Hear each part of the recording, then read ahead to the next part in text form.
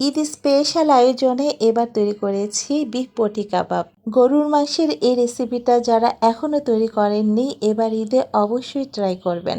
এটি তৈরি করা যেমন সহজ, খেতে খুবই মজার। ঘরে থাকা সাধারণ উপকরণ দিয়ে খুব সহজেই তৈরি করতে পারবেন। সব সময় মাংস একইভাবে রান্না না করে একটু ডিফারেন্ট আইটেম তৈরি করবেন, দেখবেন ছোট থেকে বড় সবাই খেতে পছন্দ করবে এই বিফ পটি কাবাবটি। তো চলুন আর কথা না বাড়িয়ে বিফ বটি কাবাবটি কিভাবে তৈরি করেছি এক নজরে দেখে নিই। বিফ বটি কাবাব তৈরি করার জন্য হাড় চর্বি ছাড়া গরুর মাংস নিয়েছি হাফ কেজি। আর বটি কাবাবের জন্য মাংসগুলো ঠিক এমন ছোট ছোট করে পিস করে নিতে হবে। আর এখানে অবশ্যই হাড় ছাড়া সলিড মাংস নিতে হবে, তবে মাংসের সাথে কিছুটা চর্বি থাকলে কোনো সমস্যা নেই। এখন এই মাংসের মধ্যে দিয়েছে 1 চা চামচ করে আদা বাটা, রসুন বাটা এবং 1 চামচ করে দিয়েছি ধনিয়ার গুঁড়া এবং লাল মরিচের গুঁড়া। আমি এই কাবাবটি স্পাইসি খেতে খুব পছন্দ করি, তাই মরিচের পরিমাণটা একটু বাড়িয়ে নিয়েছি। আপনারা কেমন ঝাল খেতে পছন্দ করেন সেটা বুঝে এখানে মরিচের পরিমাণটা এর চাইতে বাড়িয়ে বা কমিয়ে নিতে পারেন। আরও দিয়েছি এখানে হাফ চা চামচ করে হলুদের গুঁড়া, ভাজা জিরা গুঁড়া এবং দিয়েছি হাফ চা চামচ শাহি গরম মশলার গুঁড়া। আর এই শাহি গরম মশলার গুঁড়া রেসিপিটি আমার চ্যানেলে অলরেডি দেওয়া আছে, চাইলে দেখে নিতে পারেন। আরও দিয়েছি এখানে হাফ চা চামচ কালো গোলমরিচের গুঁড়া এবং স্বাদ অনুযায়ী এখানে দিয়েছি হাফ চা চামচ লবণ এবং সব শেষে দিয়েছি 2টি বড় সাইজের পেঁয়াজ কুচি। এখন সব কিছু মাংসের সাথে খুব ভালোভাবে হাত দিয়ে মাখিয়ে নেব। আর এই কাজটি হাত দিয়েই করে নিতে হবে, খুব ভালোভাবে মাখিয়ে নিয়ে এখন এখানে মাংসগুলি সিদ্ধ হওয়ার জন্য দিচ্ছি 1 কাপ পরিমাণ পানি। এছাড়া মাংস রান্না করার সময়ও মাংস থেকে অনেকটা পানি বের হয়ে আসবে। তো এখন আমি মাংসটাকে চুলায় বসিয়ে রান্না করে নেব। আর চুলার আঁচটাকে আমি মিডিয়ামে রেখে ঢাকনা দিয়ে ঢেকে রান্না করব যতক্ষণ না পর্যন্ত মাংসগুলো সিদ্ধ হচ্ছে, ঠিক ততক্ষণ পর্যন্ত। আর মাংসটা আপনারা প্রেসার কুকারও রান্না করে নিতে পারেন, এতে করে সময়টাও অনেকটা কম লাগবে।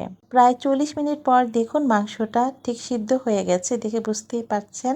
আর কিছুটা পানিও আছে, এই পানিটা এখন আমি ঢাকনা না ঢেকে নেড়ে চেড়ে শুকিয়ে নেব। আর এর মাঝে কিন্তু আমি 2-3 বার ঢাকনা উঠিয়ে নাড়া দিয়ে নিয়েছি এবং চেক করে দেখেছিলাম মাংসটা সিদ্ধ হয়েছে কিনা। মাঝে আমার মাংসটা সিদ্ধ হয়নি দেখেছিলাম, তখন পানিটাও শুকিয়ে গেছিল। তার জন্য আমি আরও 1 কাপ পানি এখানে অ্যাড করে সিদ্ধ করে নিয়েছি। বটি কাবাবের জন্য মাংসগুলো অবশ্যই ভালোভাবে সিদ্ধ করে নিতে হবে। আর এর মধ্যেই দেখুন মাংসগুলো থেকে কিন্তু পানিটা খুব ভালোভাবে শুকিয়ে গেছে। মাংসগুলো ঠিক এমন শুকনো রাখতে হবে। এখন মাংসগুলো আমি একটি আলাদা পাত্রে ঢেলে নেব। মাংসগুলো খুব ভালোভাবে ঠান্ডা হওয়ার পর এখন আমি এখানে দিচ্ছি 1 টেবিল চামচ পরিমাণ লেবুর রস, আর দিচ্ছি এখানে হাফ চা চামচ চিলি ফ্লেক্স, আর বাইন্ডিংয়ের জন্য দিচ্ছি এখানে 1 টেবিল চামচ পরিমাণ কর্নফ্লাওয়ার। হাতের কাছে কর্নফ্লাওয়ার না থাকলে আপনারা এখানে বেসন নিতে পারেন কিংবা ময়দাও নিতে পারেন। এখন আমি ভালোভাবে মাখিয়ে নেব। আর এখানে খুব বেশি জোরে জোরে মাখানো যাবে না, একটু হালকা করে আলতোভাবে মাখিয়ে নিতে হবে, কারণ মাংসগুলো আমি খুব ভালোভাবে সিদ্ধ করে নিয়েছি। আর এই পর্যায়ে মাংসগুলো অনেকটাই নরম আছে। তো খুব ভালোভাবে মাংসগুলো কোট করা হয়ে গেছে। এখন আমি মাংসগুলো তেলে ভেজে নেব। আর তেলে ভেজে নেওয়ার জন্য আমি আগে থেকে একটি প্যানে তেল গরম করে নিয়েছি। এখন এই মাংসগুলো একটা একটা করে সবগুলো আমি এখানে দিয়ে দিচ্ছি। আর চুলার আঁচটাকে আমি মিডিয়ামে রেখে উল্টিয়ে পাল্টে মাংসগুলো ঠিক একই রকম করে ভেজে নেব। আর দেখুন খুব সুন্দর একটা কাবাবের কালার চলে এসেছে।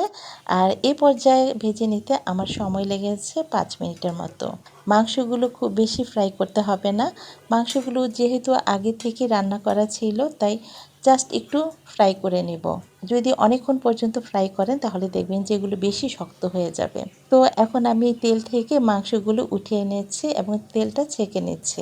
এখন এই কাবাবটি ভাত, নান, পরোটার সাথেও খেতে পারবেন। তবে আমার কাছে শুধু এমনি স্ন্যাক্স হিসেবে খেতে খুব বেশি ভালো লাগে এই গ্রিন চিলি সস দিয়ে খেতে।